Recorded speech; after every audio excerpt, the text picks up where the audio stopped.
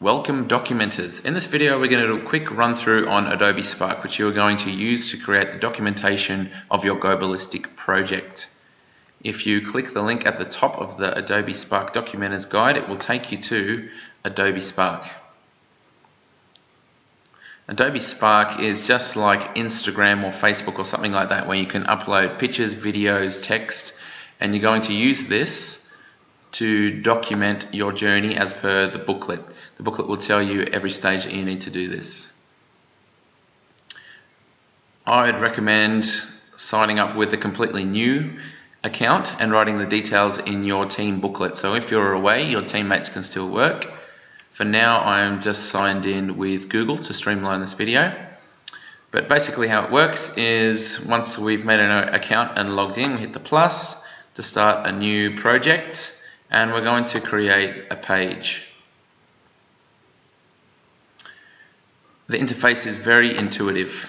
Basically, we can type in text, so I recommend having your team name on this one. Maybe you would have your team members down here. This is the dream team, by the way.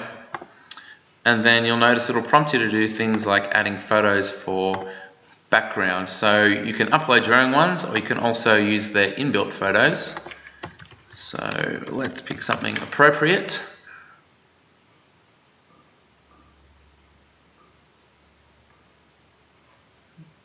And that one seems to be just what we want. So that's the top of our page.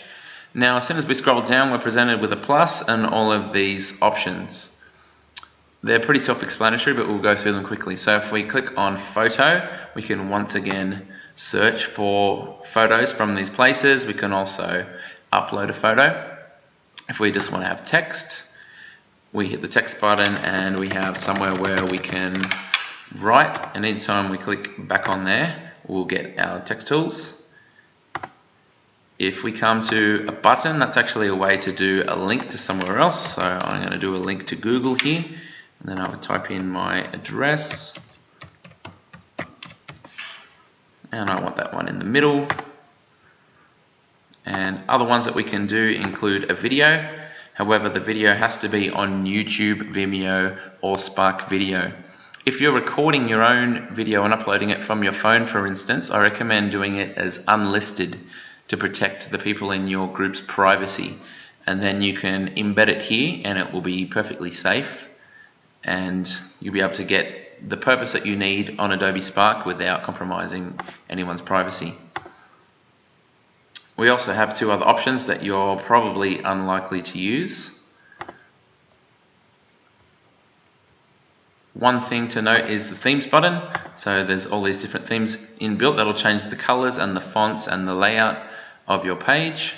You can see here it's changed these details. There's quite a lot to choose from. You can change this at any time and everything will update. It's quite easy to use. You don't need to press save anywhere, it's all automatic. And if you want to see what it's going to look like for external viewers, for instance the teachers, when we're having a look at it, you can click the preview button and it will be exactly how the teachers will see it. If we click the Google button, that's our link, it will open in a new page. So anything you think is appropriate to your project, you can put it in a new page. When you're doing videos and uploading, if you're on a Mac, you can just use Photo Booth to take photos with your camera. You can also use your phone to upload them. If you're on a PC, it might not be as easy. So back on our page here, we have a link to Webcamtoy. All of this is a website that lets you use the webcam inbuilt to your computer.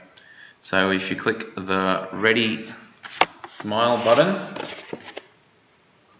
and then use my camera, you might need to allow the security the first time, and generally your camera will come up here. The reason mine looks a little bit funky is because I'm recording this video and the software is altering the way the camera is used. But if you click on the normal button, you have a bunch of filters inbuilt. Please don't be too distracted by those. But if it is particularly important for part of your project to portray it in a certain way, well, you'll have the opportunity to do that there.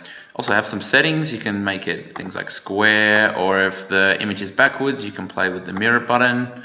You can set it to full screen, and most importantly, when it's set up, you click this button to take the photo, and then you simply click the save button and it will download ready for you to upload back to Adobe Spark. Once you're finished doing your work and the project is complete, you simply need to click the share button, fill out the details, and then it will give you a link at the bottom and you can send that to the teachers. Good luck.